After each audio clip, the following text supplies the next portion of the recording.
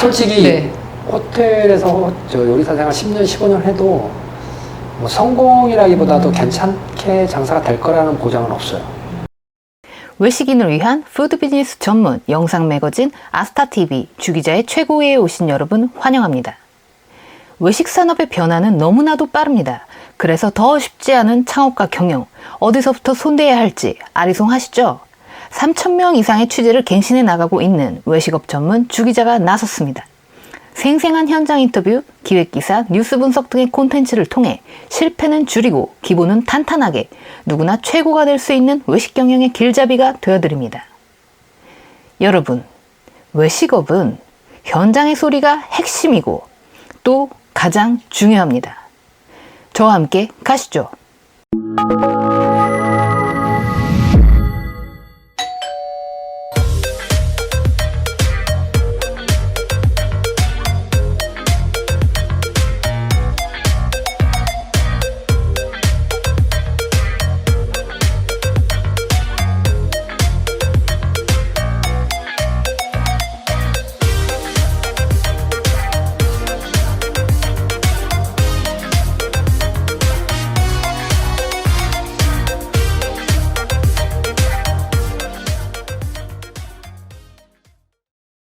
우리 가족이 먹는다 해서 만들어서 모시면은 그 평가는 좋게 오는 것 같더라고요.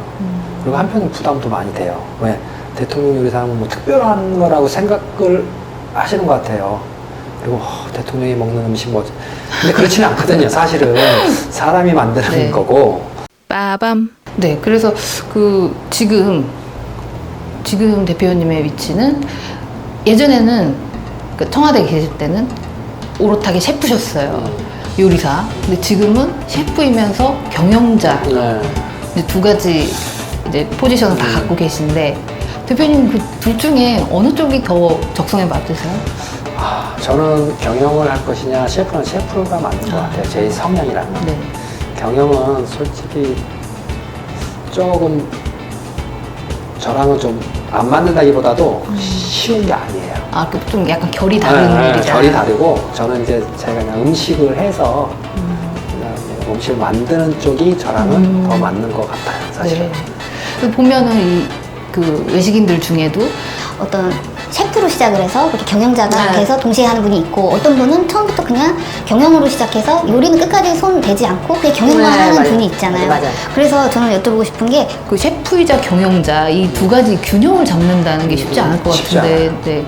저는 경영을 할 것이냐 셰프로 해서 그러니까 음식의 퀄리티를 유지하는 그런 사람을 할 것이냐 하면 저는 경영보다는 이 퀄리티를 유지할 수 있는 그러니까 쉽게 얘기하면 이렇게 광화문 짬뽕도 있고 여기도 있지만은 네. 그 자꾸 내리 속에서는 그러니까 후배한테 잘 맡겨놓고 하고 있지만은 자꾸 이제 생각이 나는 거예요. 네.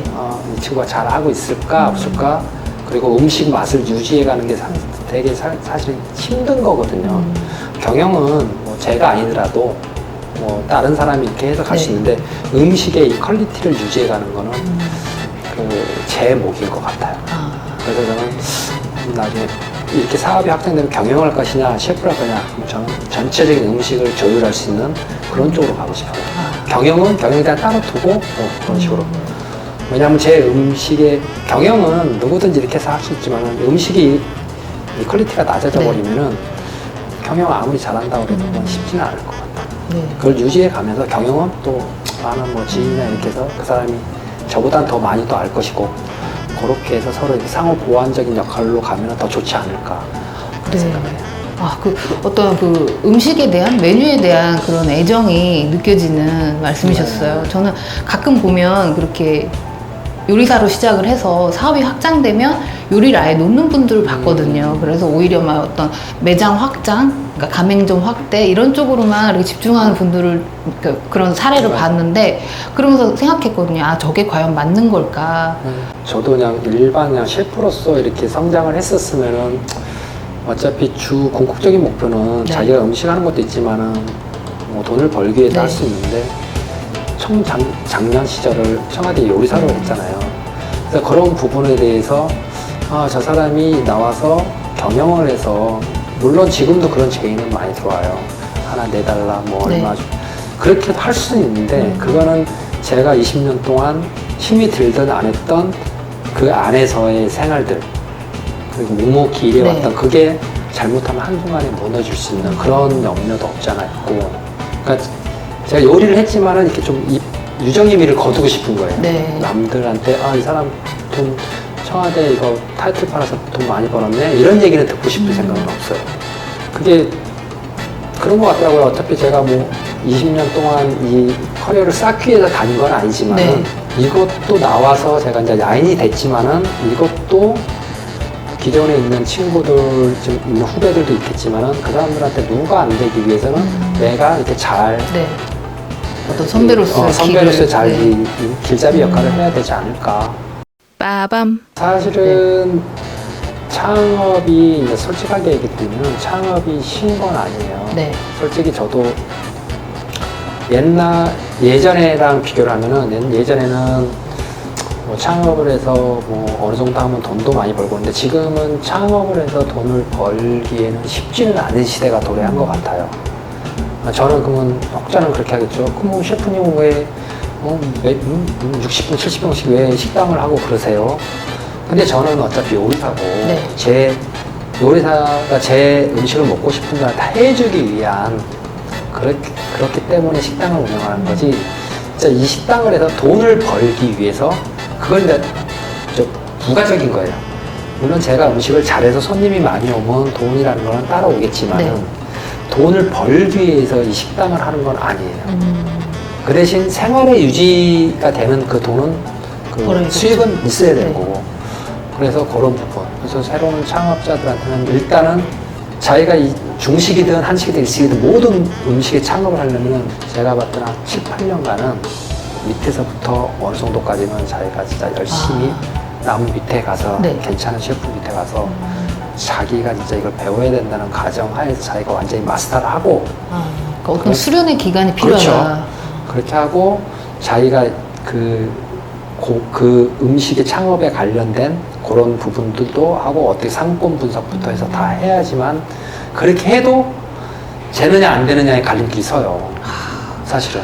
그 요즘 여유가 되는 분들은 보면 이제 요리 잘 몰라도 컨설턴트한테 맡겨서 그거는 저는 기획형 식당 같은 거 그거는 솔직히 차리잖아요. 말리고 싶어요. 솔직히 네. 호텔에서 저 요리사 생활 10년, 15년 해도 뭐 성공이라기보다도 괜찮게 장사가 될 거라는 보장은 없어요. 그건 없어요, 진짜로. 나는 치킨으로 성공할 줄 알고 치킨 쪽에 빠져드는 거예요. 그래서 그거 한 종목으로도 창업을 할 수 있어요. 10평이든 15평이든. 이제 그렇게 하다 보면은 뭐 세금, 절세 부분 이런 걸 스스로 터득하게 돼요. 자기가 네네. 하게 되다 보면. 그냥 그런 과정을 거쳐야지 내가 그냥 식당 하면 내 음식 맛있으니까 그렇지는 않는 것 같아요. 저 역시도 그랬고. 저는 그렇게 쉽게 창업을 쉽게 생각하는 사람들의 사례를 이렇게 보다가 지금 대표님 말씀하신 것처럼 최소한 6년, 7년은 그 수련을 해야 된다는 말씀을 들으니까 정말 어떤 이 장사가 문제가 아니라 이 음식이란 본질이 정말 중요하구나. 음식의 본질도 들리고 요즘 그리고 혼자 할 수 있는 건 아니잖아요. 네. 뭐 조금은 더 둬야 되지만은 그 부분까지 다 생각을 해야 돼. 자기 혼자 음식을 내 음식 맛있어. 주변에서도 맛있어. 난 되겠지. 장사가 그게 100%로 이루어지는 건 아니에요. 설사 맛있다고 해도 네. 서비스 직원의 뭐 이런 서비스와 또 자기랑 같이 일할 수 있는 종업원 간의 뭐 그런 뭐 음식 같이 소통 이런 문제 복합적인 거예요. 솔직히 저 혼자 이 식당에서 저 혼자 음식 잘한다고 해서 이렇게 쳐낼 수 있는 그거 구조는 아니에요.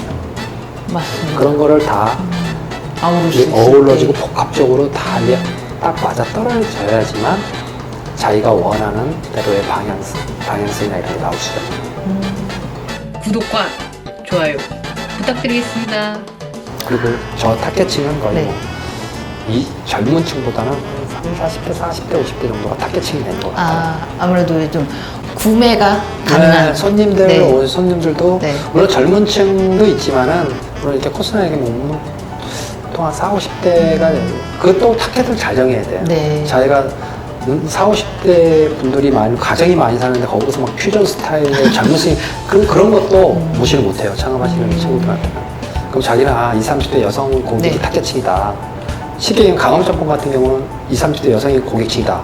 그럼 그걸로 가면 돼요.